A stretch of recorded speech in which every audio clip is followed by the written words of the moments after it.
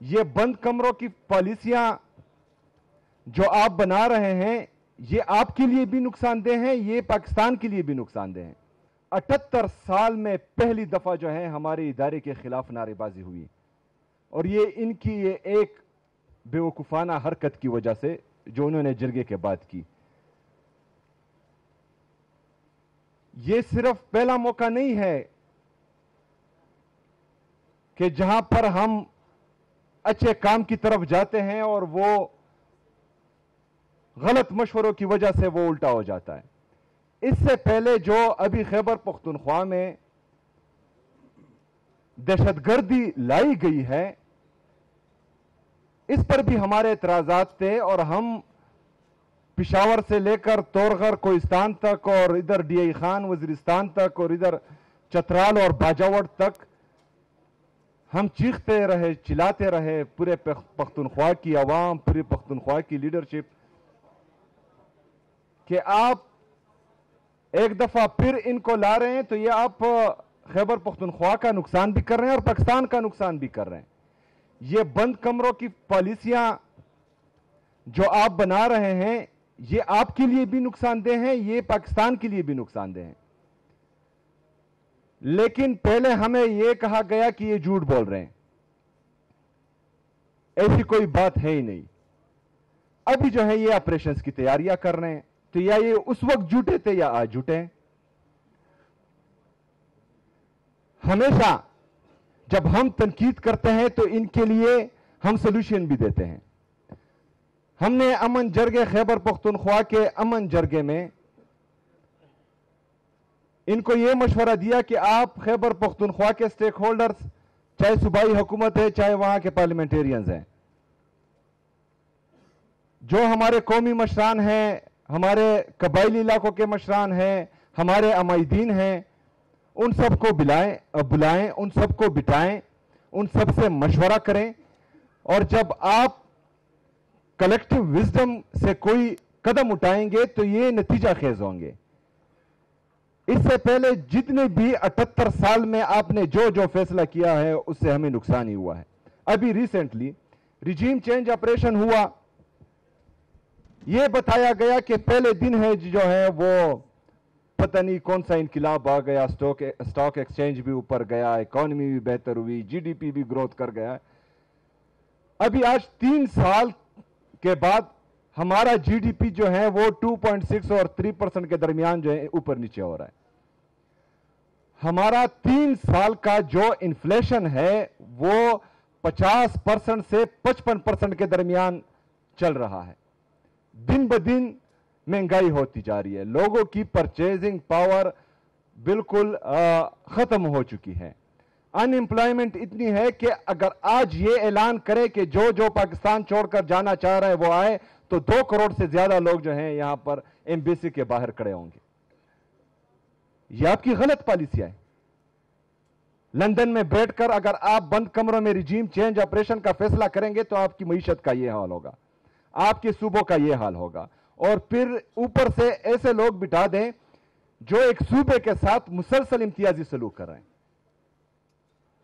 مطلب ہمارا air force کا جہاز ایک وزیر اعلیٰ کو ایک صوبے سے دوسرے صوبے تک اور ملک سے باہر لے کر جا رہا ہے, اور دوسرے صوبے کا وزیر اعلیٰ وہ اس کا پاسپورٹ سٹاپ لسٹ میں ہے. ایک صوبے کو تمام تر وسائل دیے جا رہے ہیں, اور آئی ایم ایف یہ رپورٹ کر رہا ہے کہ 5,300 ارب روپے کی کرپشن ہوئی ہے اور پاکستانی عوام کے حق پر ڈاکہ ڈالا گیا ہے. اس پر تو چپ. یہ آج میں نے آپ سب کے لیے تمام دوستوں کے ساتھ خیبر پختونخوا کے جتنے بقایا جات ہیں وفاقی حکومت پر یہ آپ کے سامنے ہیں. یہ 4,758 ارب روپے یہ میں نے تمام دوستوں کے لیے آج ثبوت لائے ہیں. یہ ہمارا وفاق پر واجب الادا ہے. 5,300 ارب کرپشن جو رپورٹڈ ہے آئی ایم ایف کی رپورٹ میں وہ کر رہے ہیں, لیکن ہمیں جو ہے ہمارا حق نہیں دیا جا رہا. ایک تو حق نہیں دیا جا رہا, دوسرا خیبر پختونخوا کا وزیر اعلیٰ صرف اپنی لیڈر سے ملنا چاہتا ہے, وہ 10 دفعہ ڈیالہ جیل جاتا ہے, اس کو ملنے نہیں دیا جاتا, اور باہر جو ہے سڑک پر پوری رات گزارتا ہے. یہ کہاں کی جمہوریت ہے؟ یہ کہاں کی انسانیت ہے؟ یہ کہاں کی سیاست ہے؟ اس کے ساتھ ساتھ خود ہی پریس کانفرنس کرنے بھی آ جاتے ہیں کہ ہمارا لیڈر، ہمارا قائد جناب عمران خان صاحب کہتے ہیں یہ نیشنل سیکیورٹی رسک ہے۔ او بے وقوفوں، یہ نیشنل سیکیورٹی رسک نہیں ہے، یہ آپ کی نیشنل سیکیورٹی کی ضمانت ہے عمران خان صاحب، یہ آپ کی نیشنل انٹیگریٹی کی ضمانت ہے، یہ آپ کی پولیٹیکل اور اکنامک سٹیبلٹی کی ضمانت ہے۔ آپ کیوں نہیں سمجھ رہے کہ پاکستانی قوم اگر آپ سے نالاں ہے اور آپ سے نفرت کرتی ہے تو صرف ایک ریجیم چینج آپریشن کے بعد اپنا گراف دیکھیں، اس لیڈر کے لیے لوگوں کی محبت دیکھیں دل میں۔ 8 فروری کا ریزلٹ جو آپ لوگوں نے چینج کیا ہے اور کسی اور کے کاتے میں ڈال دیا ہے، پتہ تو ہے نا، معلوم تو ہے کہ آپ لوگوں نے کیا کیا ہے، ذرا وہ ریزلٹ دیکھیں کہ لوگوں کی پلس کیا کہتی ہے، لوگ چاہتے کیا ہیں۔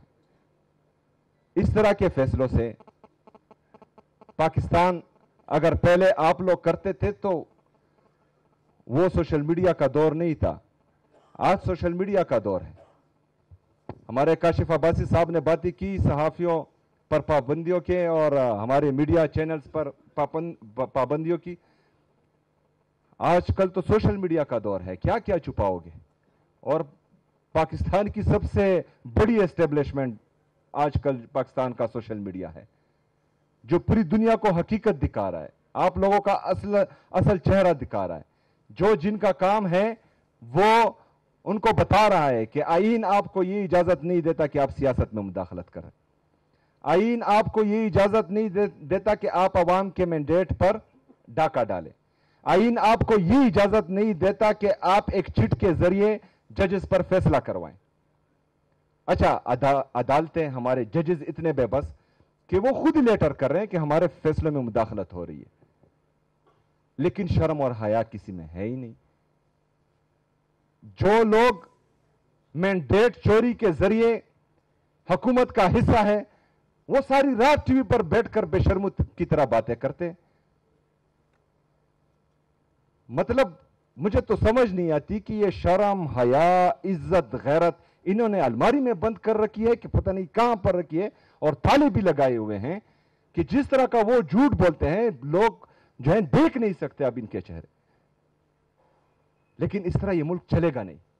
ٹھیک ہے، آپ اپنی انا بغض میں ایک آدمی کو تو وہ جیل میں بٹایا ہوا ہے ناحق، اس کی اہلیہ بشرا بی بی کو بٹایا ہوا ہے ناحق جیل میں، ان کی بہنوں پر آپ تشدد تو کر رہے ہیں، ان کے کارکنوں پر آپ جو ہیں وہ لاٹھی چارج کر رہے ہیں، گولیاں چلا رہے ہیں، چادر چار دیواری کی پامالی مسلسل کر رہے ہیں، لیکن اس سے آپ لوگوں کے دل جو ہیں وہ اپنی طرف موڑ نہیں پائیں گے۔